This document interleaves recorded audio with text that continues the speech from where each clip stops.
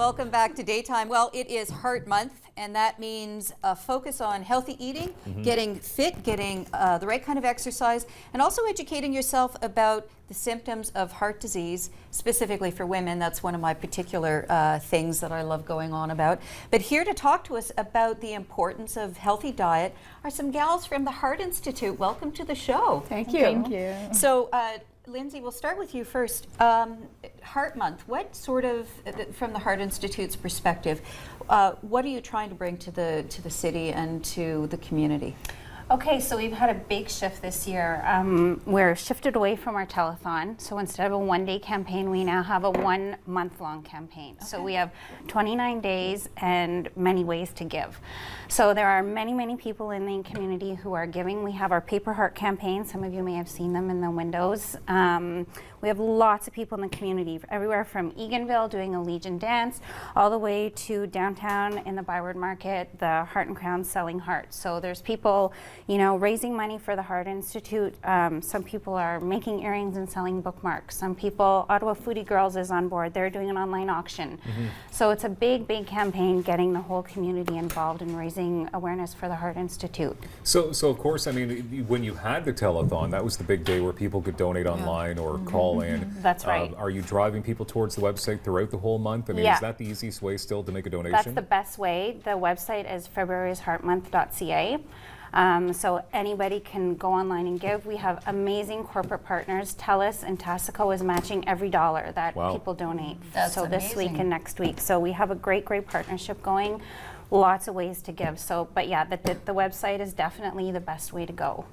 So, food is obviously a big focus. I mean, other years that you've had other themes, food and healthy eating. Andra, tell me a little bit about the super healthy things that we've got here, because I always have arguments with people about what the rule of thirds doesn't apply anymore when it comes to plating your meals. So just walk us through what you've got here. Yeah, so one of the great aspects of the campaign this year is that those in the community can take a pledge. And one of the pledges this year is to incorporate 4 vegetarian meals into your week. So we're trying to get people to think about other ways to incorporate more vegetarian and plant-based proteins, because we know that they're obviously very important for heart health. Vegetarian meals tend to be higher in fiber, lower in saturated fat, can help you maintain a healthy weight, and of course they're good for your heart as well. So I've got a couple of tips here for how you can incorporate vegetarian meals. The puck. I think we'll need the tips. They're so healthy. Do you guys cook a lot of vegetarian already? I do. My son's daughter is vegan, so and she's over all the time because otherwise she has to cook for herself, so she just comes over to our place. Is craft dinner considered vegetarian? It's a food group. That's good. That's good. So one of the things I like to tell people when they're getting used to cooking vegetarian meals is it's often really difficult. We want to rethink our plate, because first off, when we're planning a meal, we often think of the meat, right? So we'll say, oh, I've got a piece of pork tenderloin in the fridge, or I'm going to go to the grocery store and pick up a piece of chicken. Well, we want to flip that upside down, and we want you to start thinking about the vegetables first. So you can think about maybe something you just purchased from the grocery store, or think about a vegetable in your fridge that's about to go bad, or in your cupboard that's been sitting there for a while. For me, that's sweet potatoes. So you can actually use these to make a really healthy, really fast sweet potato quesadilla. Poke a fork into these, put them right into the microwave them for just a couple of minutes, and then spread those right onto a quesadilla, add in some black beans and your favorite vegetables, and you're good to go.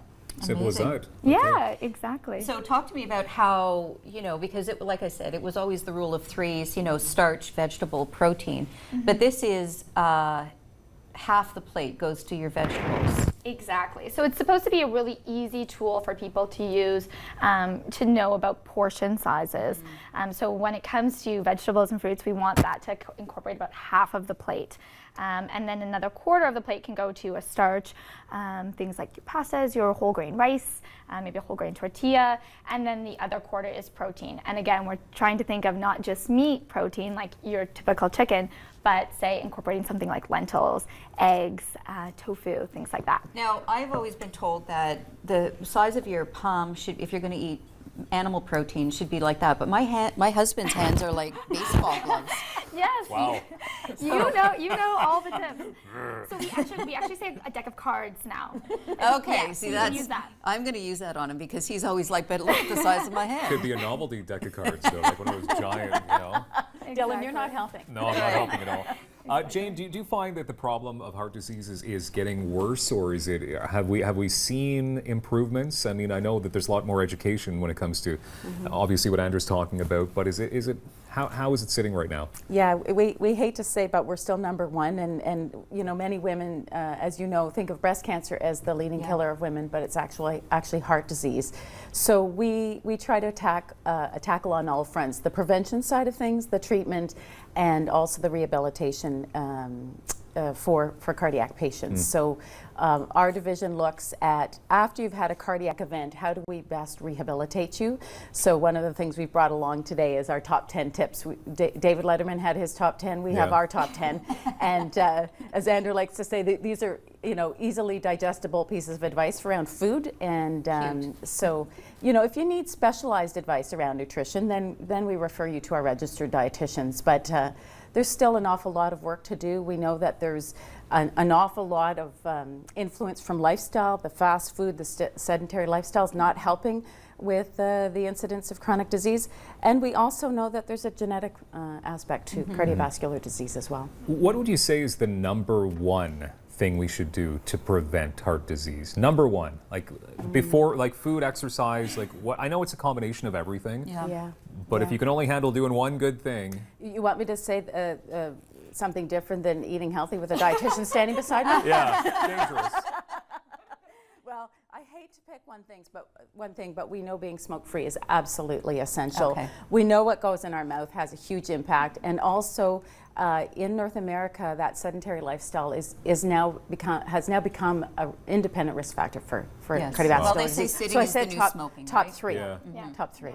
It's difficult. That's why I was saying just at least one, so maybe we can hammer one at a time, right? And I agree with that. In rehab, we tell our patients, you know, tackle one risk factor at a time, because otherwise, you know, it can be You behavioral feel change. overwhelmed. Yeah, Yeah. absolutely. Yeah. Well, make a donation. February is heartmonth.ca. It's as simple as that to help out. And of course, you get your tax receipt, and it's a win-win right all around the board, because it seems like everybody knows somebody Yes. who has had heart attack true. or some kind of heart disease issue. So thank you so much, ladies. Thank you.